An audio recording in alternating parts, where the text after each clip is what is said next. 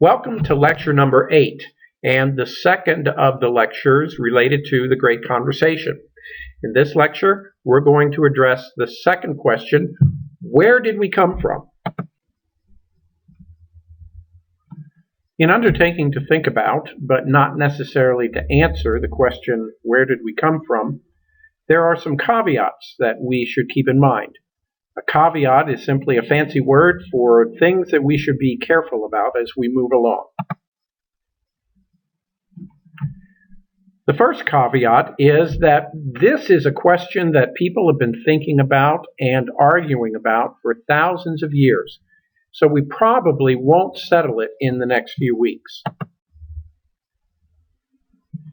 The second caveat is to remember that we are looking at this question in the context of a survey course in the Humanities. Survey means that we're just barely touching the surface, maybe going a little bit deeper than the surface. If you really want to delve more deeply into the issue, you should take an introductory course in philosophy, which is one of the disciplines of the humanities. Philosophy focuses on thinking about stuff like this. Our goal in the present course and in this lecture is to help you to begin understanding different perspectives and aspects of the question and how it relates to human experience in general. When we begin to think and talk about this question, we need to clarify what we mean by we. If by using this particular pronoun we mean where did we as particular individuals come from, then the most obvious answer to the question is that talk you had with your parents, and maybe you've had with your own kids, that begins something like, when a man and a woman really love each other very much, and so on and so forth. But that's not how the word we is being used here in the Great Conversation. The question, where did we come from, is really a question of origins, human origins, the origins of the human race, and the origins of the physical universe.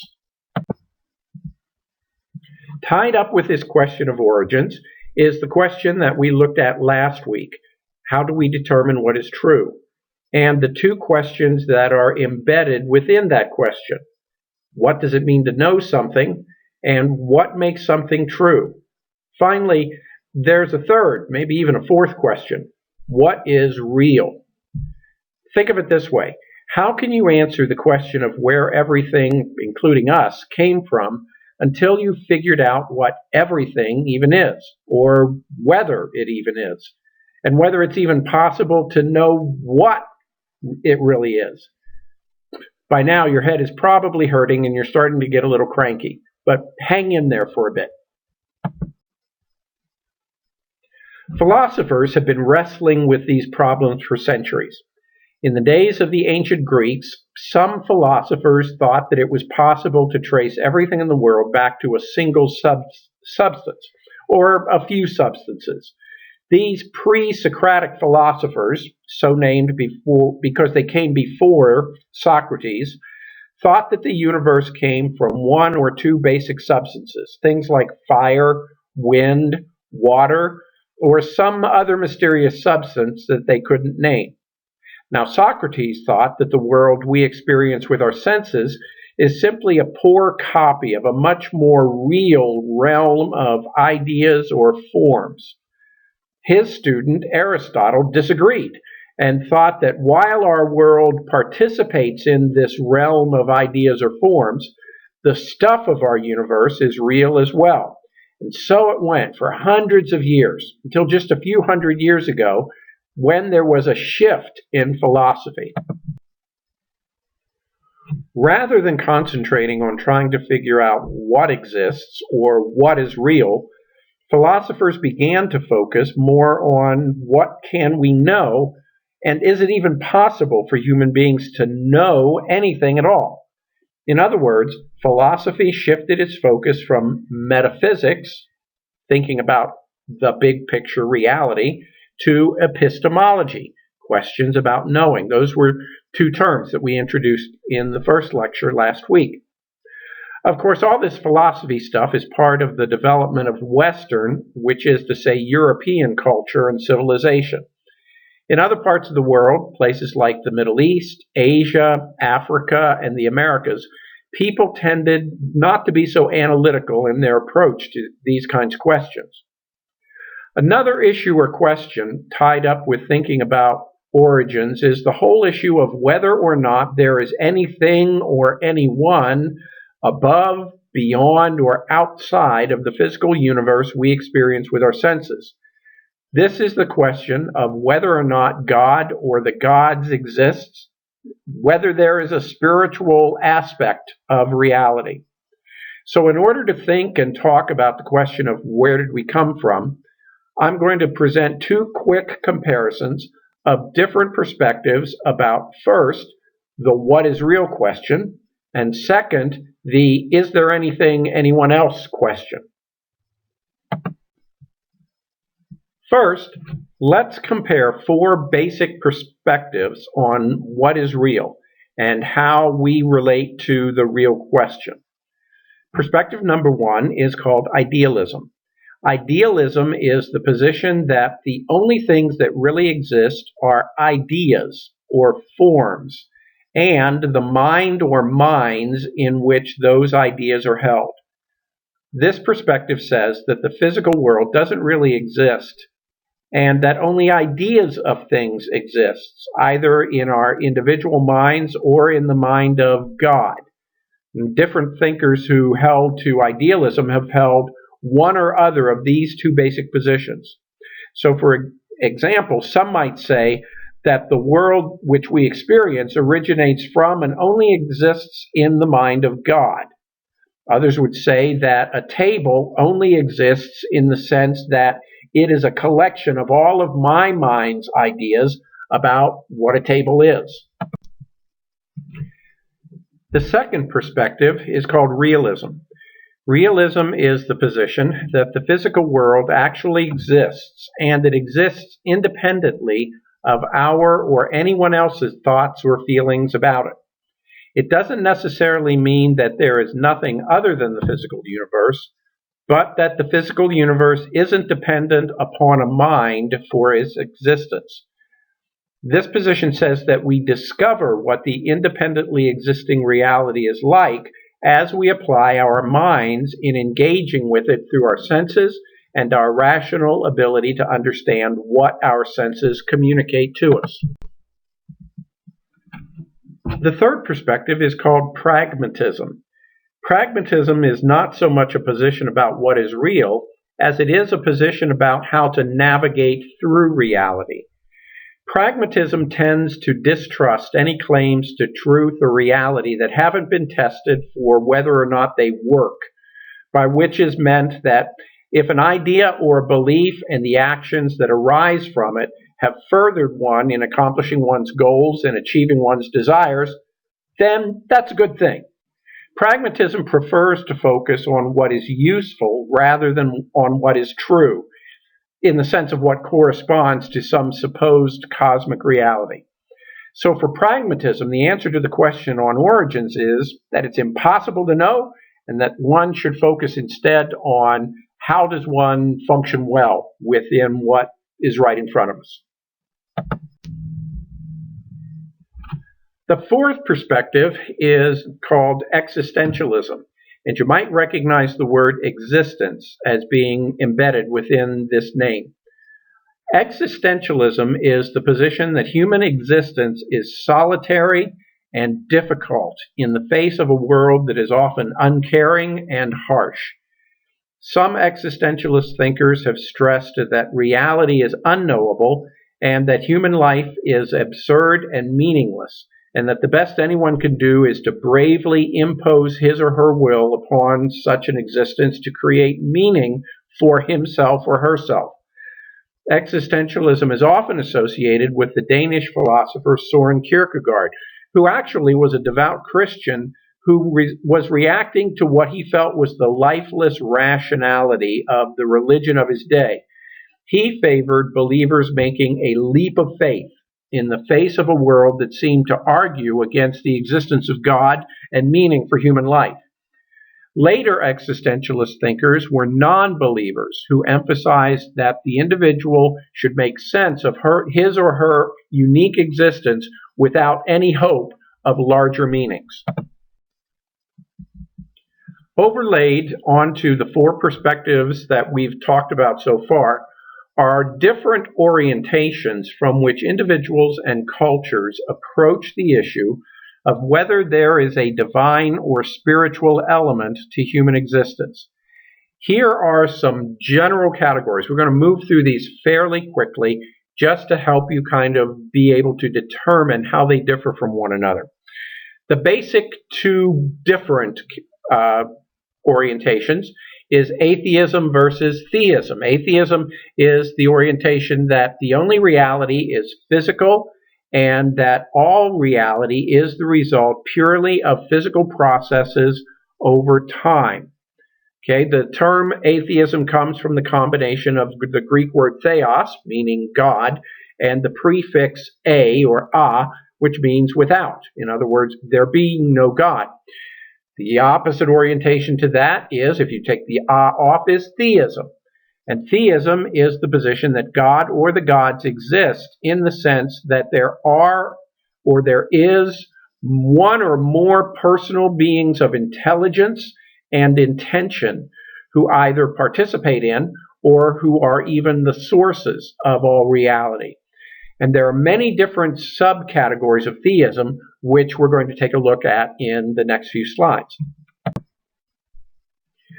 Polytheism, again, comes from a combination of Greek word. You see theism, poly means many. So polytheism is the position that there are multiple gods who participate in, might even be the sources of where the physical universe came about. Monotheism, if poly means many, mono means one. Monotheism is the orientation that says there is only one divine being who participates in, and most often, but not always, is the source of reality. And there are many different systems of belief, not just Christianity, not just Judaism, that are monotheistic.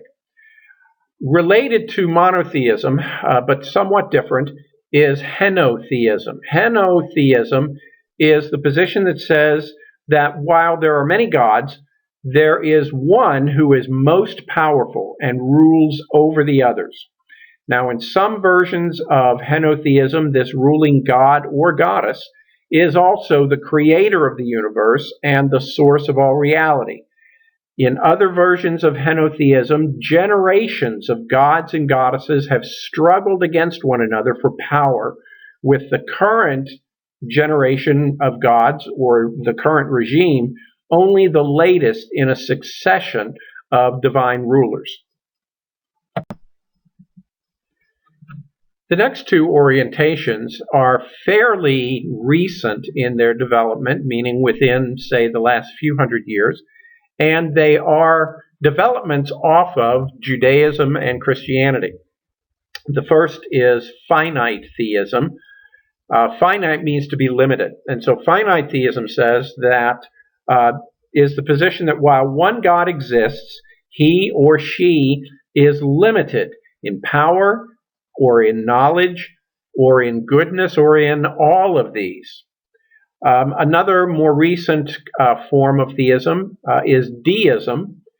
Deism takes actually the Latin word for God, Deus, and this position is the position that one God exists and created the physical universe, but then stepped back to allow the universe and human society to function according to rational laws of nature and the operation of human free will. The God of deism does not intervene in human existence, or intervenes very, very infrequently. Deism was an idea about God and the world that was held by many people around the time of the founding of the United States, and many of what are referred to as the founding fathers of the United States were in fact deists. The next two orientations are more associated with non-Western ideas and philosophies and religions. The first is pantheism. Pan comes from the Greek word all. And pantheism is the position that God and the physical universe are identical in substance, and that what we experience as a separate reality is simply God. A kind of a simplified way of understanding pantheism is the saying, God is everything and everything is God. And so in pantheism, the question of origins is really meaningless. It has no sense to it. Related to but different from pantheism is panentheism. You recognize pan, everything, and theism, there's that syllable en, which means in or into.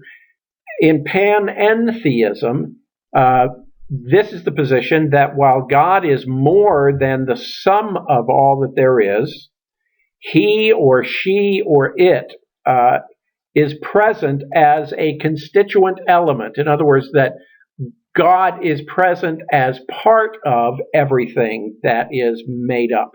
God is an element within everything. Thus, a person, an animal, a flower, or a table, all in some fashion, contain some aspect of God.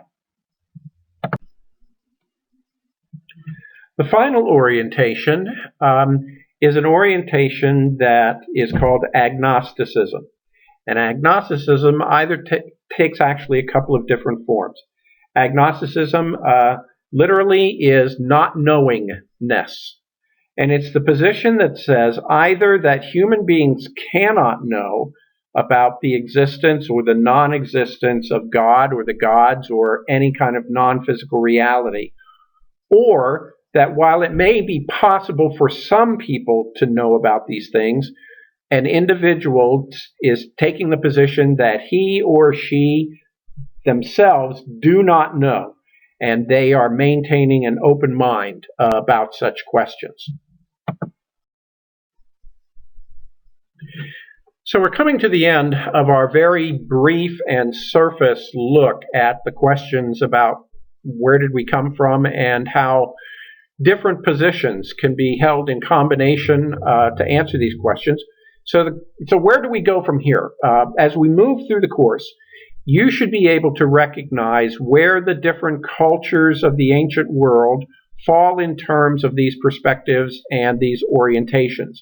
Later, as we move into the more recent past and even into the modern and contemporary world, you should be able to identify where specific schools of thought, schools of artistic creation, even individual artists, composers, and writers fall in relation to this question and in relation to these perspectives and orientations. As you will see in the readings and lectures, these perspectives and orientations have emerged over thousands of years, over recent centuries, and even within the last few decades. And they are reflected in the political, social, and artistic cultures of people around the world. Now, next week, we'll continue with the third question of the great conversation. What does it mean to be human? You might give some thought to how the answers to the first two questions affect and even shape how an individual or a society might answer that third question. Take care, and we'll see you next week.